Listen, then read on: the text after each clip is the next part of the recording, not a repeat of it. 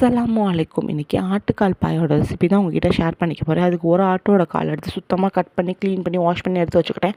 அந்த ஆட்டுக்காலை குக்கரில் சேர்த்ததுக்கப்புறம் 1 டேபிள் ஸ்பூன் இஞ்சி பூண்டு பேஸ்ட், ஒரு வெங்காயம், ஒரு தக்காளி, கொஞ்சோண்டு மல்லி புதினா, 1 டேபிள் ஸ்பூன் மஞ்சள் தூள், 3 டம்ளர் தண்ணி ஊற்றி 10 விசில் விட்டு எடுத்துக்கிட்டேன். இப்போ ஆட்டுக்கால் ஓரளவுக்கு நல்லா வெந்துருச்சு. இப்போ தனியாக ஒரு மிக்ஸி ஜாரில் மூடி தேங்காய், 10லேருந்து 12 முந்திரி, 7 8 நிலக்கடலை, 1 டேபிள் ஸ்பூன் சோம்பு, கொஞ்சோண்டு மல்லி புதினா, 3 பச்சை மிளகா, 1/4 டம்ளர் தண்ணி ஊற்றி நல்லா ஒரு பேஸ்ட் மாதிரி அரைச்சி தனியாக எடுத்து வச்சுக்கிட்டேன். திருப்பி அதே குக்கரை வாஷ் பண்ணி 1 1/2 டேபிள் ஸ்பூன் எண்ணெய், ஒரு பட்டை, 3 கிராம்பு, வெங்காயம், தக்காளி, 1 டேபிள் ஸ்பூன் உப்பு, 1 டேபிள் ஸ்பூன் இஞ்சி பூண்டு பேஸ்ட் போட்டு நல்லா பச்சை வாசனை போகிற அளவுக்கு வதக்கி எடுத்ததுக்கப்புறம் டேபிள் ஸ்பூன் மிளகுத்தூள், 1 டேபிள் ஸ்பூன் சீரகத்தூள் சேர்த்துட்டு இந்த அரைச்சி வச்ச பேஸ்ட்டு அதில் மிக்ஸ் பண்ணி நல்லா கலந்து விடணும். அதோட ஒரு 1/4 டம்ளர் தண்ணி ஊற்றி நல்லா மிக்ஸ் பண்ணதுக்கப்புறம் நம்ம ஆல்ரெடி வேக வச்ச மட்டன் லெக்கை அதோட சேர்த்து மேற்கொண்டு ஒரு 1/2 டம்ளர் தண்ணி விட்டு திருப்பி ஒரு 4 விசில் விட்டு இறக்குனீங்கன்னா சூப்பரான ஆட்டுக்கால் பாயா ரெடி. தேங்க்யூ.